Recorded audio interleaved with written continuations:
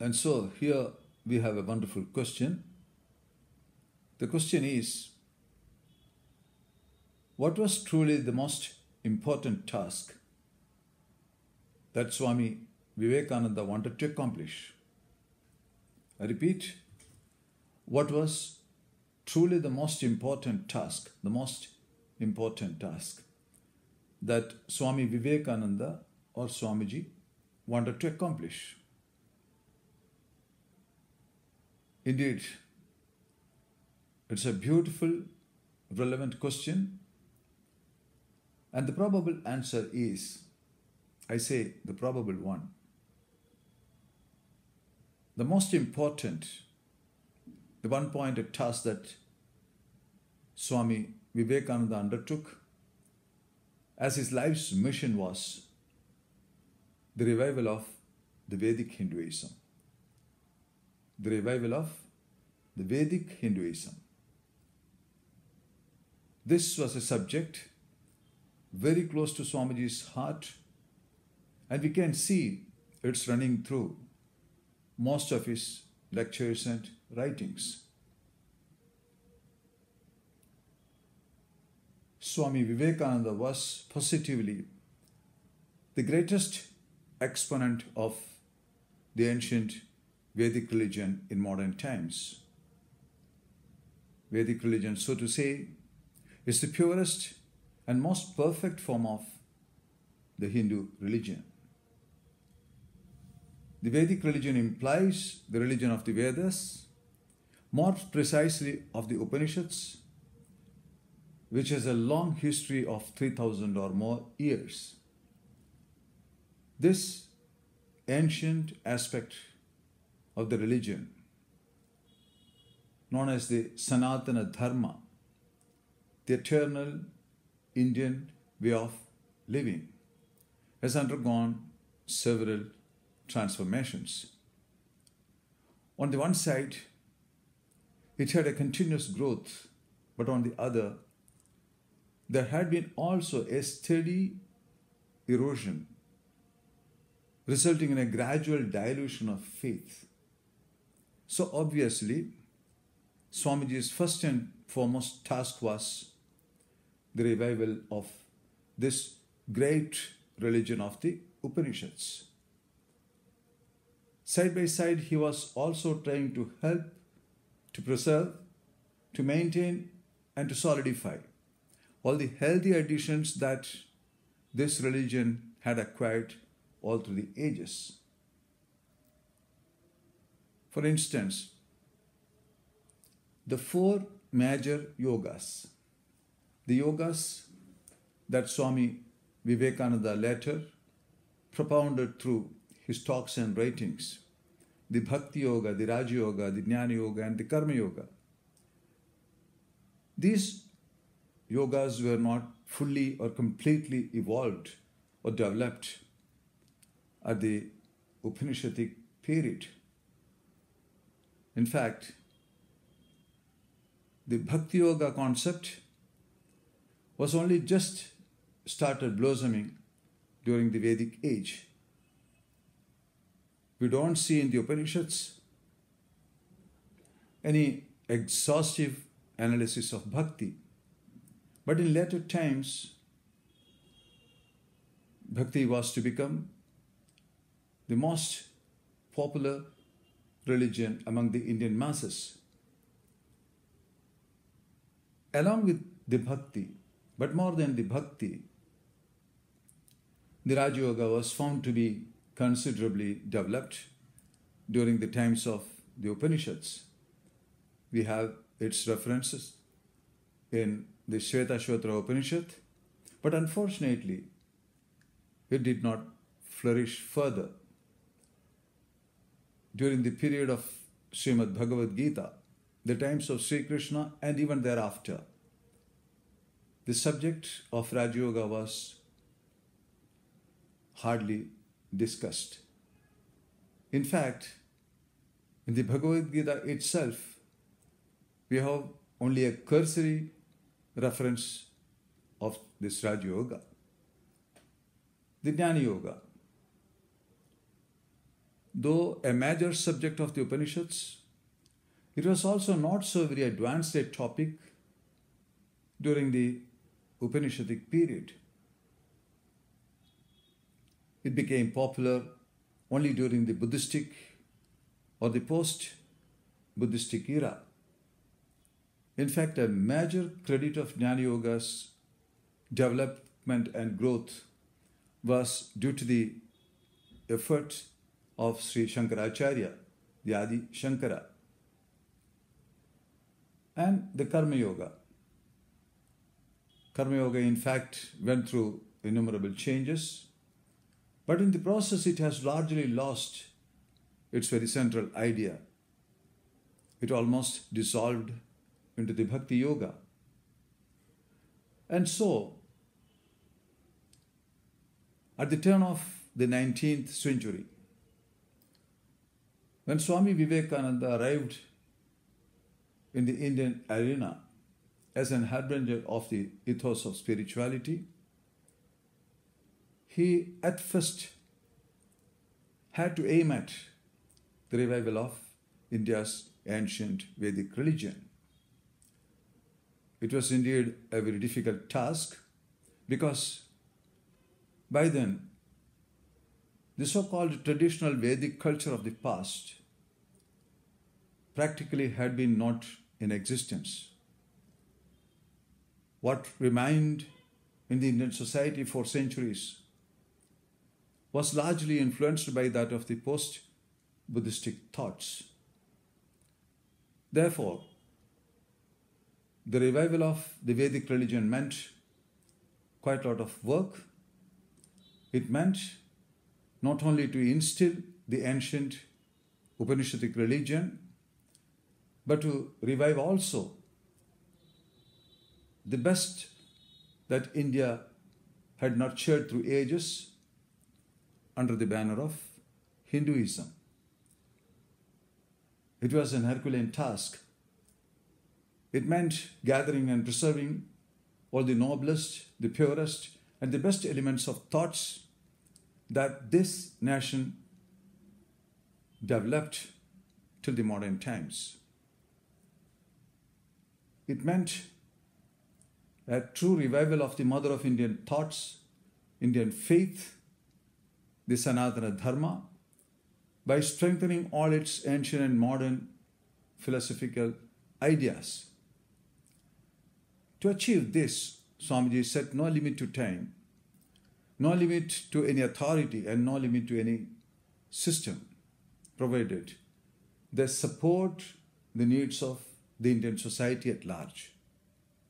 Swamiji, as a visionary, was prepared to adjust the ethos of the ancient Hinduism as per the requirement of the modern society. He was not only large-hearted, but broad-minded as well. He was also considerate to the changed circumstances of the time and was open to accept a modified spiritual philosophy, together its ethos and metaphysics. He believed that unless and until this is done, Hinduism would not be fit to face the saving challenges of the ensuing era, the forthcoming times. Swamiji's ambition, so to say, was to make Hinduism aggressive. Not the kind of aggression that we see in the politics, but to bring a revolutionary change to make its believers powerful enough to cope with their ethical and social problems. He believed that Hinduism is not to be mistaken as a mere system of thought just meant for the amusement of a few metaphysicians and philosophers. He believed that Hinduism is meant to elevate its people, strong enough to bear the burden of the responsibility.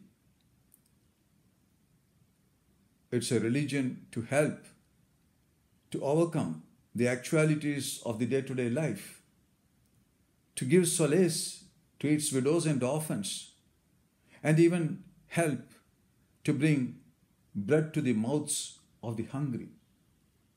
That's what Swamiji's vision of a revived Hinduism. That was the kind of modern Hinduism that Swamiji wanted, a new Hinduism, a religious philosophy and culture that would save India from all dangers in her onward journey to glory, progress and prosperity. He wanted such a most progressive, a most reformed, a most adaptable and acceptable renewed Hinduism. And his idea was to name such a model of Hinduism as Vedantism. Vedantism. Swamiji thought that such an appropriate and expressive name would go a long way, giving prestige to India, prestige to its culture and its people. He devised Vedantism as an appropriate name for Hinduism because he believed it describes truly the Indian faith and its cultural nationalism. That was truly the dream of Swami Vivekananda.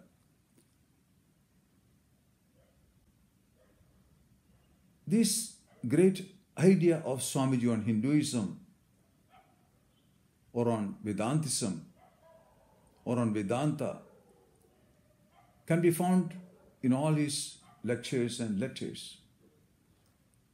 It would be difficult to spell out his views in brief. The innumerable reference of this subject, its importance that he speaks about, and his classic expression at each time when he refers it, will be nullified if one tries to brief about such a profound and important subject. The one thing that is striking and distinct about Swami Vivekananda is he was truly original. He was especially original when he touched the subject of this ancient religion of the Vedas and its identity in the Indian masses. One of the sins of the Hindu religion, Swamiji observes, has been the plurality or multiplicity of interpretations of the very same text by different teachers. The resources of the wonderful Sanskrit language have been used and misused to serve the ends of different sects of the Hindu religion. The very sanctity and authority attached to the Vedas or Upanishads or other great works were used by the protagonists of all rival sects to stretch or to squeeze their own meaning out of it by the help of the versatile and beautiful Sanskrit grammar. Of course, both at ancient times and during the medieval age, this was inevitable for the expression of ideas. It was inevitable then.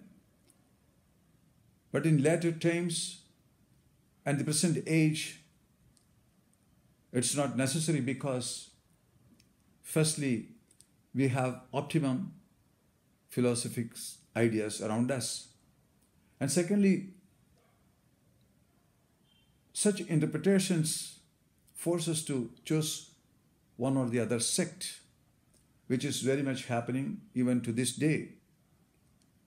The sad aspect of this is we could become no more universal in our views with our own brethren.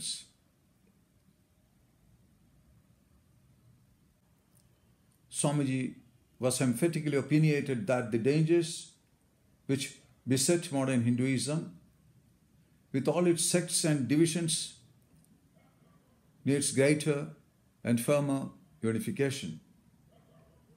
He was convinced that sects were bound to remain, and they are even necessary. Though sects need not disappear, sectarian quarrels must.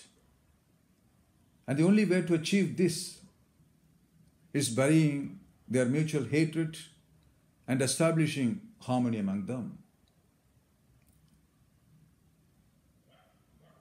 Accept those grounds common to all and bury the non-essentials, the point of difference.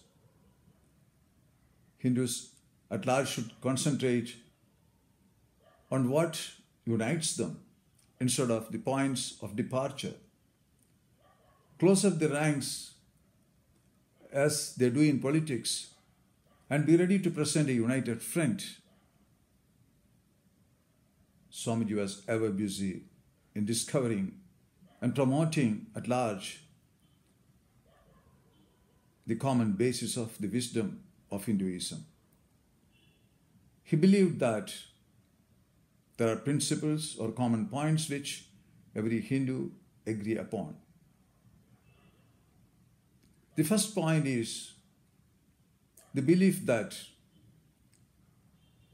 the Vedas are the eternal teachings of the secrets of Sanatana Dharma. The Vedas are holy literature without beginning and without end. That all our religious differences, all our religious struggles must end when we stand in the presence of these holy books. Let this unifying principle be preached. Let the Vedas gain the prominence which they deserve. The second point is the belief in God, the creating, the preserving, and the destroying power of the whole universe, unto whom it periodically returns to come out at other periods. Swamiji says we may differ as to our conception of God. Still, we are all believers of God.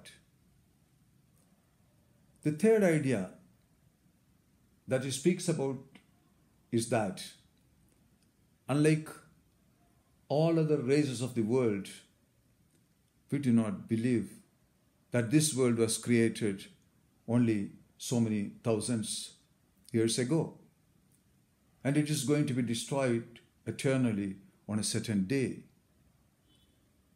Nor do we believe that the human soul has been created along with the universe just out of nothing. We believe in a nature being without beginning and without end. Only at a psychological period, this gross material of the outer universe goes back to its finer stage, again to be projected outside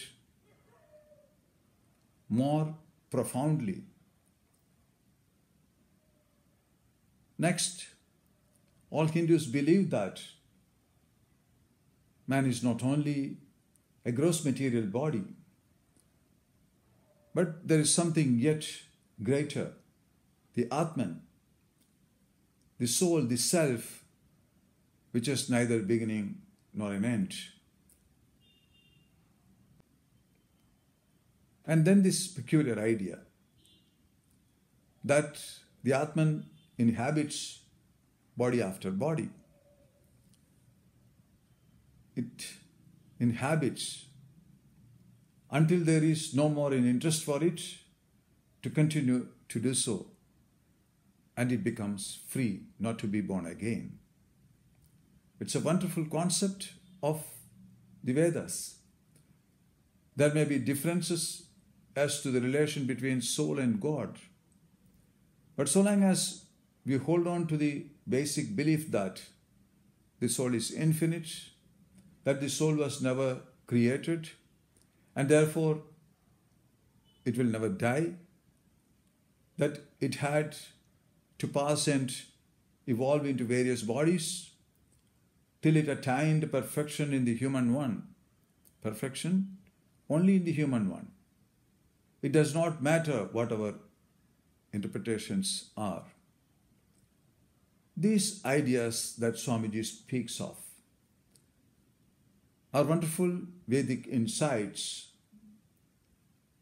that all Hindus should understand and imbibe. And then comes the most differentiating, the grandest and the most wonderful discovery in the realm of spirituality. It's this what we hold, whether we are Shaktas, Shauras, Vaishnavas, even whether we are Bauddhas, Jainas. We all hold soul is by its nature perfect, infinite in power and blessed. Only according to the dualists, this blessedness or natural blissfulness of the soul has become contracted by past bad karmas or works. Otherwise, all of us agree in several concepts of the Hindu religion. All these points are common among the various religious sects of India. And Swamiji observes, upon this common platform, conservatives and liberal religionists may shake hands. Above all, there is another thing to remember. He reminded us that religion in India means realization. Religion is realization. That is the grandest idea that the Vedantic religion has given to the world. Swami Vivekananda considered that these common viewpoints not only are of great importance in themselves, but also they were necessary for the revival of the Hinduism at a national level. These points would help stand scientific discoveries, historic research, and material progress. The one thing that every Hindu should nurture in the mind is that today, while other religions are in a melting pot owing to the scientific discoveries and broadening of intellectual outlook, Hinduism at large have nothing to fear from all of these. Hinduism should not be fearing about modern discoveries and progress. It should rather welcome such civilized activities because they afford fresh opportunities for the Vedic religion to expand and assert its invulnerable nature. We are very open-minded. In this regard, Swamiji also observes how other religions are based on personalities and how this dependence on personalities sometimes threatened the very existence of their religions. Hinduism has nothing to worry about on such an issue because it's not based on persons but upon principles. Holding on this wonderful scientific Hindu phenomenon, Swamiji says, this is the unique position in India. And our claim is that the Vedanta only can be the universal religion. That it is already the existing universal religion in the world because it teaches the principles and not persons. He points out again, although we find many names, many speakers and many teachers in the Upanishads, not one verse is based upon the life of any one of them. They are simply like figures, like shadows moving in the background, unfelt, unseen, unrealized, But the real force is in the marvelous, the brilliant, the effulgent text of the Upanishads, perfectly impersonal. If 20 Yajnavalkyas came and lived and died, it does not matter. The texts are there. Though it was this impersonal aspect of the great Vedic religion that has saved Hinduism from all disasters and disintegration, Swamiji was careful enough to point out that the Vedas were not opposed to any personality, because it was realized from the very ancient times that the inspiration of personalities was the easiest means of elevating masses spiritually. Therefore, he believed that the Vedic religion can very well be called an impersonal, personal religion. Considering himself a humble seeker after the truth, but being elated about the profundity of the Vedic religion, Swami Vivekananda always glorified his birth with Hinduism as the mother faith. That was his love for the Hindu religion. Hinduism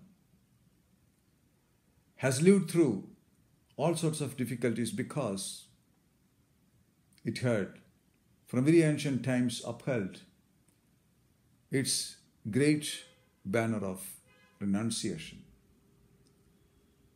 A religion of enjoyment is a religion of earth, but a religion of renunciation is the religion divine.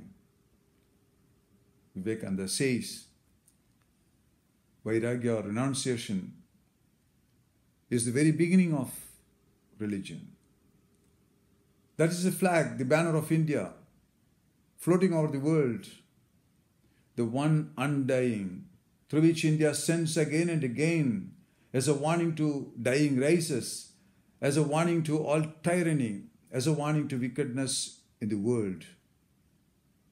Swamiji was emphatically of opinion that it was this grand ideal of renunciation that was responsible for the immense prosperity and glory of our past.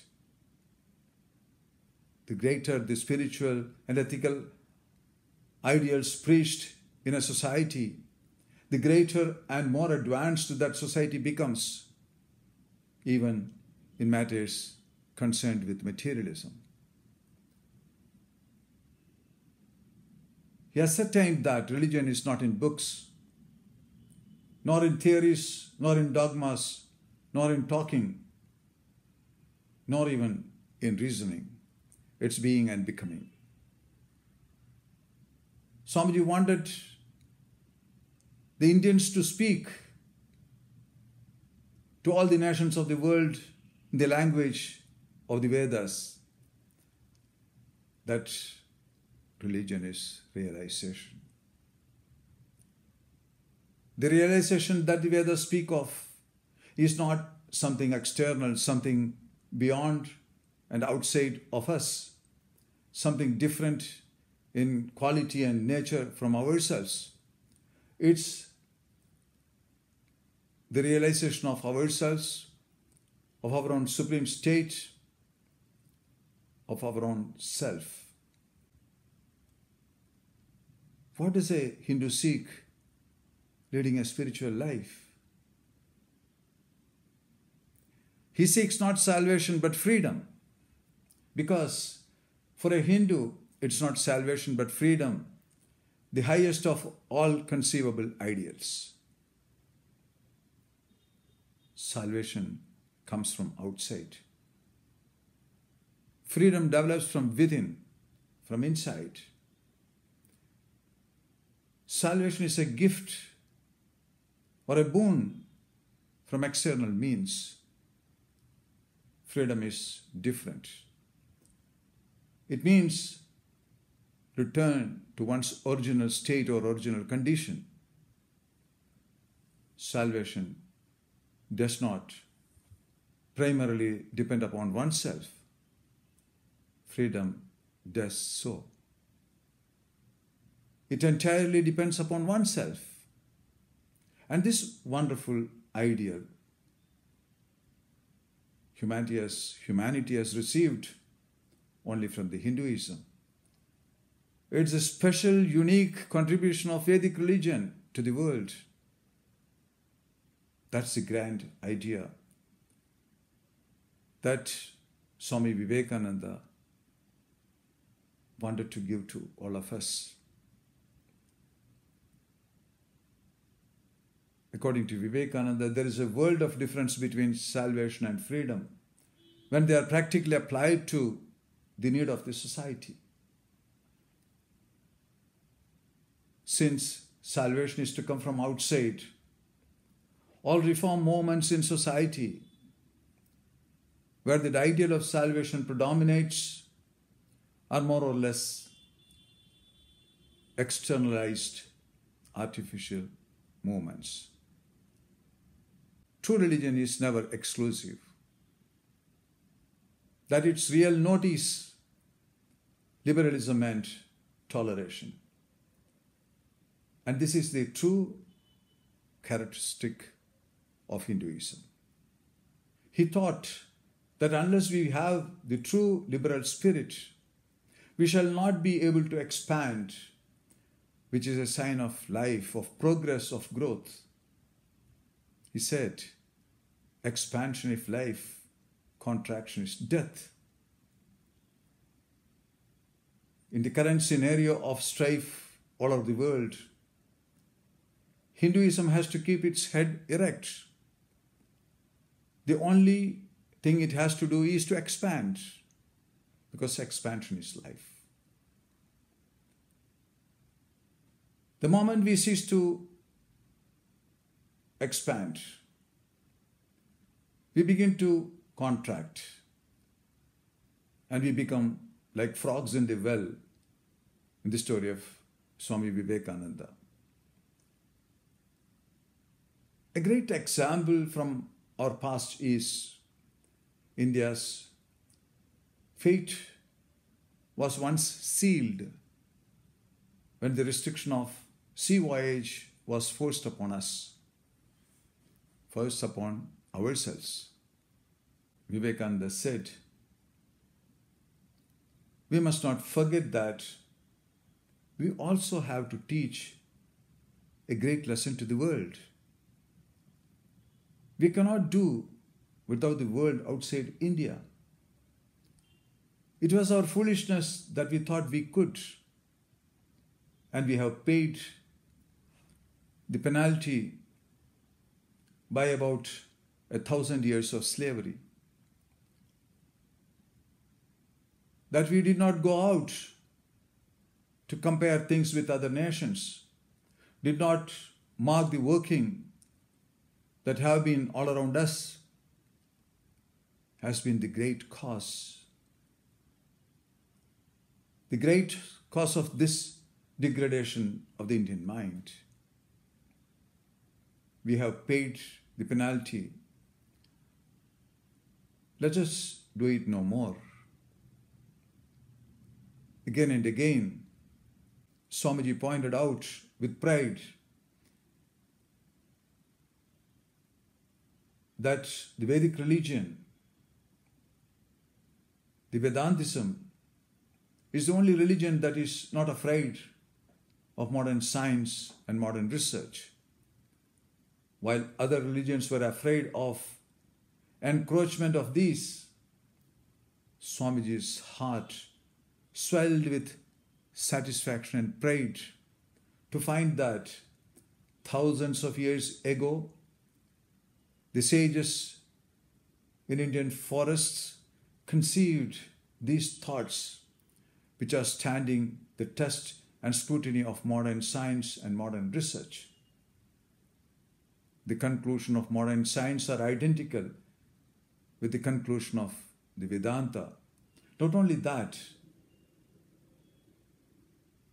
the Vedanta has in many cases anticipated the conclusion of the modern science, which it has left far behind. In these and many other respects, Hindu ideal of Vedantism has always been supreme. And it was this mighty expansion of Vedic Hinduism that probably Swami Vivekananda dreamt all through his life. Thank you.